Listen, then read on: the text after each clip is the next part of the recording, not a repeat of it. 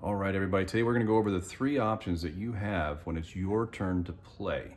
So real quick though, before we jump into that, let's just review what the cards are that we're using to play. So over here, you can see we have the three different types of cards.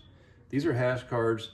They all have just different numbers on them that range from -5 up to 10. These are Bitcoin cards, and they have 1, 2, 3, and 4 tokens. Each of those represent a token, and that's how many pieces are going to move in a transaction. Those are Bitcoin cards. Then you have the people cards. There are 6 different colors. These colors here correspond to the colors of the wallets. All right, great. So let's start. So let's say that we are orange. So if we're orange, we're doing pretty well. We have more Bitcoin than anybody else in there. These are our 4 cards that we have as we build a transaction. So player orange has one option to move 1 or 2 tokens from the hot wallet side to the cold storage side of their card. So they could put 2 over here. That would be the end of their turn, and the dial would get easier because nothing was added to the time chain. All right, let's say they don't do that. Another option, the second option that orange has here, is they can use 1 of these tokens and they can go to a non-playing character. We have 2 in this example here. Both purple and green are turned over. They have extra mining rigs. So orange could send over 1 of his Bitcoin. He can get another miner. On his next turn, that will help him because then he can basically turn over more cards, increase his chance of getting a block. If he does this, and this would also get easier by 1 because nothing was added to the time chain. All right, third option for orange. Let's say he doesn't do that. He can try to make this transaction work and add it to the blockchain. To do that, he has to add up the numbers on this transaction, including the hash of the last block. The hash of the last block is always the first card in the next one.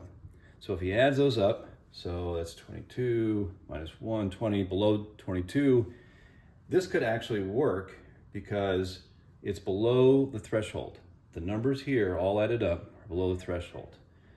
So this means black player sends 1 token to green. Black player sends 1 token to green. All right, this could work if black player would say, yes, I'll do that, but he won't. So now player orange actually has to make a decision. He has this die here. If he does this transaction, black player is going to defend his Bitcoin. He's going to roll this die. And if a snowflake comes up, that means he successfully defended his Bitcoin. If a red comes up, it means his key phrase was stolen and the transaction would go through. There are 3 sides that are red, 3 sides that are white. So they have a 50% chance of this transaction going through. So here are the choices again. He can have black sends 1 to green, or he can switch this. It's his choice. And he can say green sends 1 to black. The benefit of this is non-playing characters always say yes. So if I'm orange, I'm going to do this. Now he does have 1 mining rig, so he's allowed to draw 1 extra card. So he really doesn't need to in this, but let's just say he draws a person card. All right. So if that had been orange, it would have been beautiful because then green would have sent to himself and he would have gotten a Bitcoin token. But now he has a choice. He has purple over here and he has green and black, and he can put these in any order that he wants. So if he does it between these 2, these always agree, and that's just going to go through. Or he could say, I want to fight my friend over here who's the black player. So if I'm orange, I'm probably going to do it between these 2 players. Green sends 1 to purple. I have now won that successfully mined that block, and I would get for this. They go to his hot wallet. All right. So now let's say we're red player.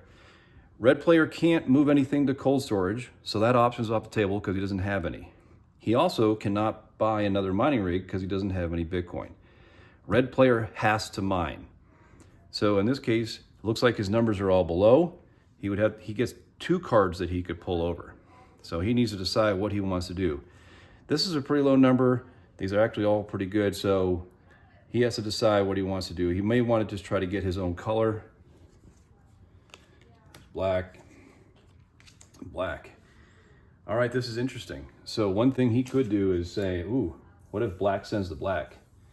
So we can cover this in a separate video. You are allowed to send transactions to yourself. Black would have to make a decision to fight him or agree to it. And we can keep going through, but those are the 3 options. As we go through it, black has to decide, do I move to cold storage? Do I purchase a rig? Or do I try to mine my own transaction? So those are a summary of the 3 choices that you have when it's your turn.